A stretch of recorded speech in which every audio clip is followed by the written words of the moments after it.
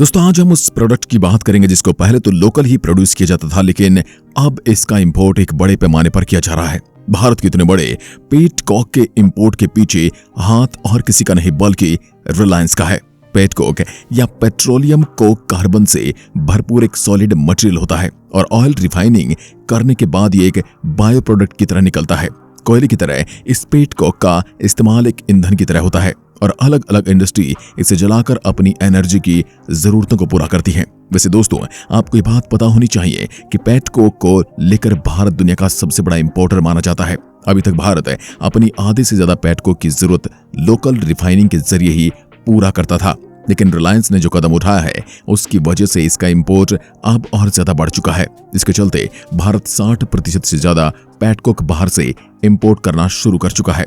सबसे पहले आपको पेट कोक के बारे में कुछ जानकारी होना बहुत जरूरी है।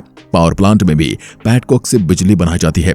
पिछले एक साल में मैन्युफैक्चरिंग बढ़ने से भारत में पेट कोक में 34% इजाफा देखने को मिला है। पेट कोक के इस्तेमाल में कुछ हद तक सरकार ने भी बंदिशें लगाई हैं क्योंकि इससे ज्यादा प्रदूषण होता है, जबकि सीमेंट इंडस्ट्री में पेट कोक के इस्तेमाल में किसी भी तरह की कोई रोक टोक नहीं होती है। भारत में इस्तेमाल होने वाले 3/4 पेट कोक का इस्तेमाल भी सीमेंट इंडस्ट्री कर रही है। अभी तक रिलायंस को भारत में पेट कोक का सबसे बड़ा सप्लायर माना जाता था और रिलायंस की इस यूनिट की वजह से भारत पेट कोक के इंपोर्ट बिल पर काबू भी रख पा रहा था। लेकिन अचानक भारत की इस कंपनी ने पेट कोक की सप्लाई मार्केट में करना बंद कर दिया है और भारतीय इंडस्ट्री को पेट कोक खरीदने के लिए दुनिया के कई देशों के दरवाजे खटखटाने पड़ रहे हैं। नवंबर 2017 में राजधानी दिल्ली क्षेत्र में स्मॉग के कारण वायु प्रदूषण की गंभीर स्थिति के चलते सुप्रीम कोर्ट ने अपने आदेश में 1 नवंबर से यूपी, हरियाणा और राजस्थान में औद्योगिक इकाइयों में पेट कोक और फर्नेस ऑयल के उपयोग पर पाबंदी लगा दी थी। पेट कोक पेट्रोलियम रिफाइनिंग की प्रक्रिया में उत्पन्न हुआ उच्च सल्फर और उच्च कार्बन कंटेंट वाला सह उत्पाद है। पेट्रोलियम की रिफाइनरिंग के दौरान जो सल्फर ईंधन से अलग किया जाता है वह पेट कोक जैसे अपशिष्ट उत्पादों में पहुंच जाता है। यह काफी सस्ता ईंधन है और कोयले से भी ज्यादा तेजी से जलता है, लेकिन इसमें न सिर्फ धरती को गर्म करने वाला कार्बन बड़ी मात्रा में मौजूद होता है, बल्कि इसमें पाए जाने वाले सल्फर की बहुत अधिक मात्रा इंसान के फेफड़ों को जबरदस्त नुकसान पहुंचाती है। भारत में आयातित पेट्रोलियम कोक यहाँ की कई फैक्ट्रियों और संयंत्रों में इस्तेमाल किया जाता है। इससे देश की हवा और भी प्रदूषित हो रही है। खासतौर पर दिल्ली एनसीआर में हालत काफी खराब है। भारत पहले से प्रदूषण की समस्या से जूझ रहा है। ऐसे में अमेरिकी तेल कंपनियों को भारत एक बड़े आयातक देश के तौर पर दिखाई दिया। यहाँ पिछले साल पूरी दुनिया में भेजे गए पेट्रोलियम कोक का 1/4 हिस्सा बेचा गया। 2016 में अमेरिका ने भारत को 80 लाख मीट्रिक टन से अधिक पेट्रोलियम कोक भारत को निर्यात किया, जो 2010 के मुकाबले 20 गुना ज्यादा है। जबकि यह एक ऐसा ईंधन होता है जो टार सैंड्स, क्रूड और अन्य भारतीय तेल का शोधन करने के बाद नीचे रह जाता है। जैसे जैसे दोस्तों पेट्रोलियम की कीमतें बढ़ी तो रिलायंस को पेट कोक की रिफाइनिंग महंगी पड़ने लगी। इसकी रिफाइनिंग के लिए भी एलएनजी की जरूरत पड़ती है। एलएनजी की मदद से पेट्रोलियम की रिफाइनिंग की जाती है और भारत को दुनिया का चौथा सबसे बड़ा एलएनजी इंपोर्टर माना जाता है। और एलएनजी की कीमतें बढ़ने की वजह से रिलायंस इसके ऑल्टरनेटिव एनर्जी सोर्स की तलाश में थी, जिससे इसकी कीमतों को और कम किया जा सके।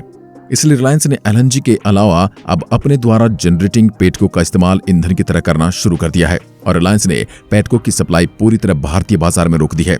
वैसे आपको पता होना चाहिए कि रिलायंस ने खुद पेट कोक का इंपोर्ट करना शुरू कर दिया है और हाल ही में अकेले 1,62,000 पेट कोक रिलायंस द्वारा इंपोर्ट किया गया है। इससे पहले पेट कोक अमेरिका से इंपोर्ट किया जाता था, लेकिन उसी डिस्काउंट में वेनेजुएला भी भारत के पेट कोक सप्लाई करने को तैयार है। धीरे धीरे रिलायंस के साथ भारत की अन्य पेट कोक कंपनियां ब्लू और ग्रीन हाइड्रोजन की तरफ शिफ्ट होने वाली हैं। ग्रे हाइड्रोजन में पेट्रोलियम की जरूरत पड़ती है, जबकि ग्रीन हाइड्रोजन पानी से बनना अभी काफी महंगा पड़ता है और साथ ही इसके लिए बड़े बड़े इंफ्रास्ट्रक्चर की जरूरत भी पड़ती है। लेकिन ब्लू हाइड्रोजन ग्रे और ग्रीन हाइड्रोजन के बीच का गैप भरने का एक उपयुक्त ऑप्शन है। दोस्तों ब्लू हाइड्रोजन बनाने के लिए बायोबेस की जरूरत पड़ती है और बायोबेस से निकलने वाली गैसेस में ब्लू हाइड्रोजन एक्सट्रैक्ट होती है। लेकिन हाइड्रोजन चाहे जो भी हो, लेकिन ये बात साफ है कि हाइड्रोजन पेट्रोलियम का एक अच्छा रिप्लेसमेंट माना जा सकता है।